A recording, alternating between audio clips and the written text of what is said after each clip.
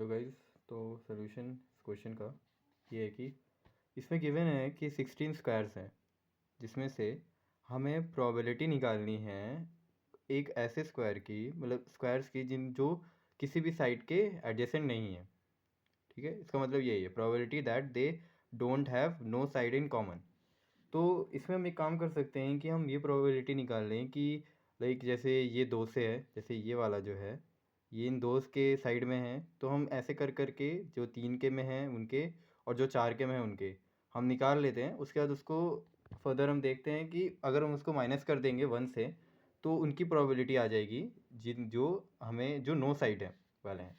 तो पहले मैं करके दिखाता हूँ आपको कैसे होगा। फॉर एग्ज़ाम्पल ये वाले जो हैं, ये जो कॉर्नर्स हैं 4, ये जो गिवन है, ये जो आपके 4 हैं, इनमें से अगर कोई भी हम एक लेंगे, C1 ऐसे तो हम ले सकते हैं 4C1।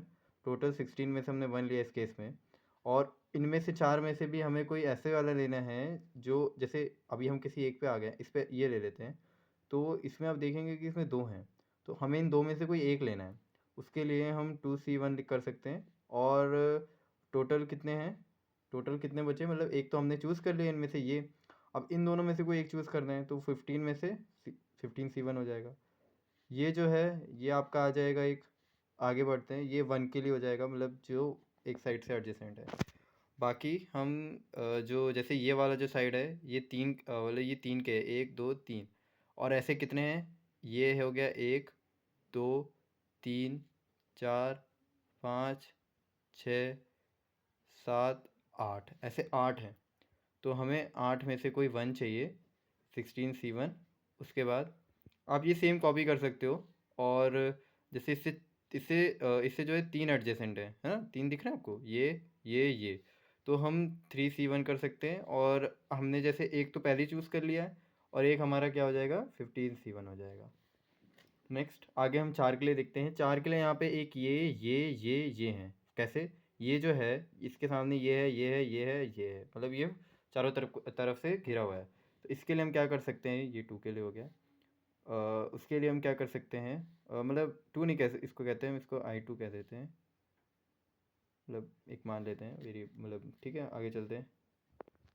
तो उसके बाद जब ये है, इसमें हम क्या कर सकते हैं, 4 हैं ये, तो 4C1 और 16C1 इंटू, हमें 4 हैं इसमें, तो 4 में से एक चाहिए, और 15C1। तो ये सेम मैंने किया है, इसमें क्या किया है कि 4 हैं, तो इसके एडजेसेंट 4 हैं ना अगल बगल में, तो उनमें से हमें कोई एक चाहिए, तो 4C1 इसलिए किया है, और 15C1 इसलिए क्योंकि हमने 16 में से एक पहले ही चूज़ कर लिया, तो बचे कितने, 15, तो वो हमने चूज़ किया इस टाइम, तो ये 3 हो गया। अब इसको हम कैलकुलेट कर लेते हैं, मैं 1 सेकंड के जल्दी से कैलकुलेट कर लेता हूँ। हाँ, तो जैसे इसका जो कैलकुलेट करके आया है, ये जो हमारा है, ये 1/30 आया है, 1/10 आया है, और ये 1/15 आया है।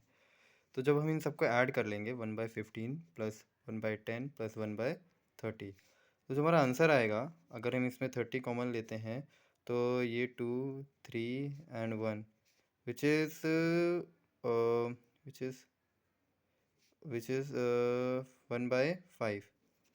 तो ये हमारा 1/5 आ जाता है। और ये किसकी प्रोबेबिलिटी आती है कि कोई ना कोई ब्लॉक जो है वो किसी ना किसी एडजेसेंट पे है। ठीक है, किसी न किसी एडजेसेंट पे है। अब हम ब्लॉक या फिर स्क्वायर, अब हम क्या करते हैं, हमें ये पता चल गया है कि आ गया है। अब हम क्या कर सकते हैं, अगर हम इसको 1 से माइनस करते हैं, तो वो वाली प्रोबेबिलिटी आएगी जब कोई भी side, no side is, like कह सकते हैं they have no side in common. हम तब ये कह सकते हैं जब इनको 1 से माइनस कर दे, तो 4/5 आएगा, तब हम इसको कह सकते हैं कि ये जो प्रोबेबिलिटी है उसकी है जो जब कोई भी साइड किसी के कॉमन पे नहीं आएगा। सो बस ये solution. Thank you for watching. If you like